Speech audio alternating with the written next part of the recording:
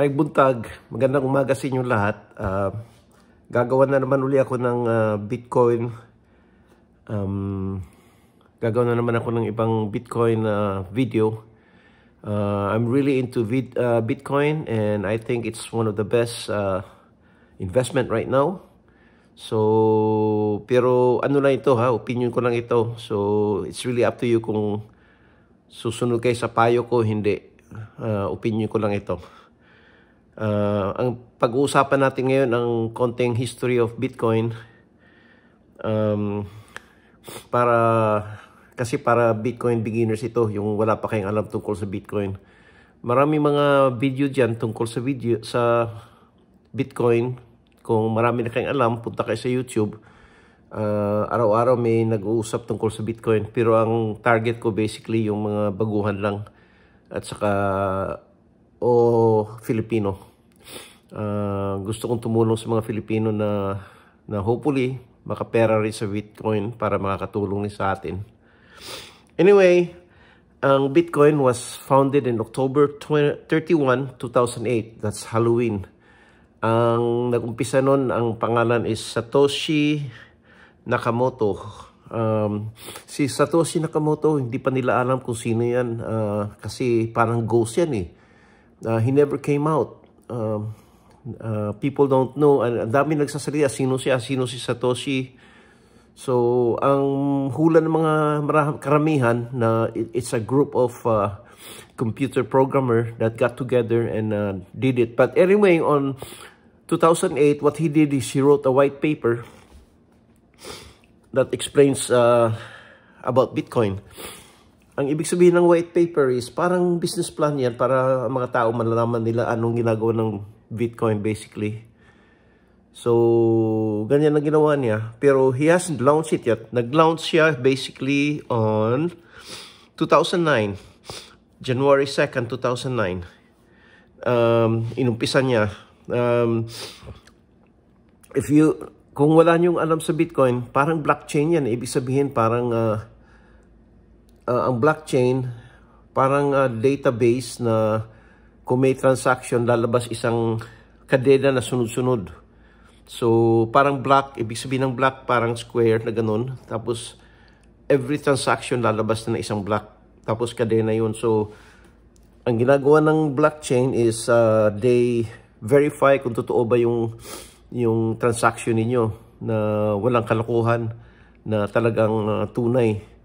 So, what that does is parang sinisigurado na walang kalokohan, walang fraudulent transaction. And everybody follows what needs to be done every transaction. So, ganun ang ginagawa. Tapos yung chain naman, kadena, which is sunod-sunod. So, from one transaction, so sunod. So, ginawa niya ng ganun. At saka pangalawa, ginawa niya ng decentralized. Ibig sabihin ng decentralized, walang may-ari.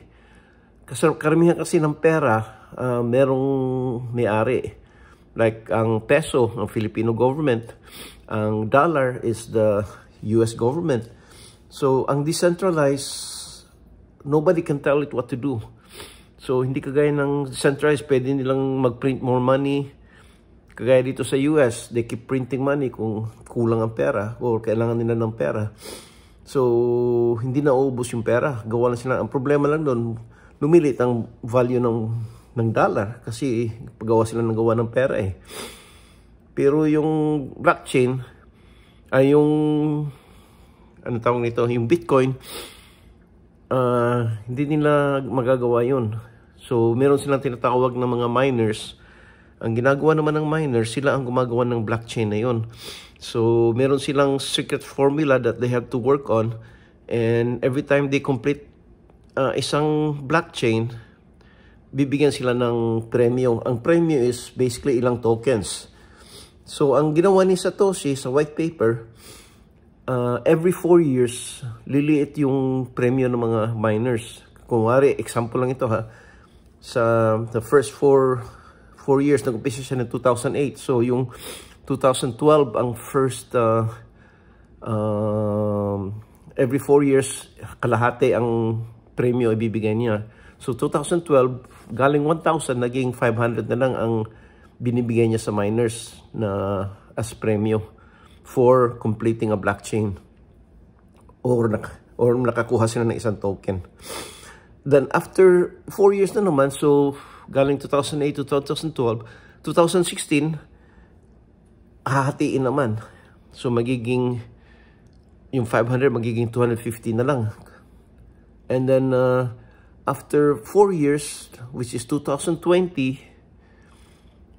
yung 500 magiging 250 na lang. And then 2024, ngayong taon na ito, mag-halving na naman sila.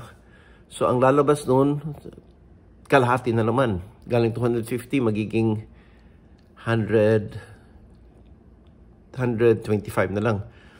Example lang yan, ha. Pero actually, ang katutunayan, this year, galing 900, magiging 450 na lang. So, yan na tama. So, April 20th, 2024 ang halving. So, magiging 450 na lang ang gagawa ng per miner. So, kumukonti ang supply ng Bitcoin. Ibig sabihin nun, based on supply and demand, kumukonti yung supply, nag-aagawan sila para sa Bitcoin. So, tumataas ang presyo. And that's always how supply and demand works. Kung masyadong maraming Bitcoin, babagsak ang presyo. Pero, konti-konti lang. Excuse me. I've been feeling sick for 3 days now. Galing ako sa Pilipinas yung March. Pagbalik ko dito, nagkasakit agad ako. Kasi dito sa Seattle, ulan ng ulan eh. Tapos, kung may isang tao nagkakasakit sa bahay, lahat kami nagkakasakit. I really miss the Philippines. Uuwi kami ngayong September. So, ganoon ang nangyayari. So, that's basically how Bitcoin, pinapakonti nila yung supply ng Bitcoin. So, merong tinatawag na scarcity. So, that's basically what happened. So, sa white paper, ang sinabi ni Satoshi na overall, there's gonna be only 21 million na Bitcoins token na ang magagawa nila. So, right there, linagyan na nila ng ano tawag nito, ng final, no? Ilang Bitcoin magagawa nila, which is 21 million. Out of that 21 million, 3.5 million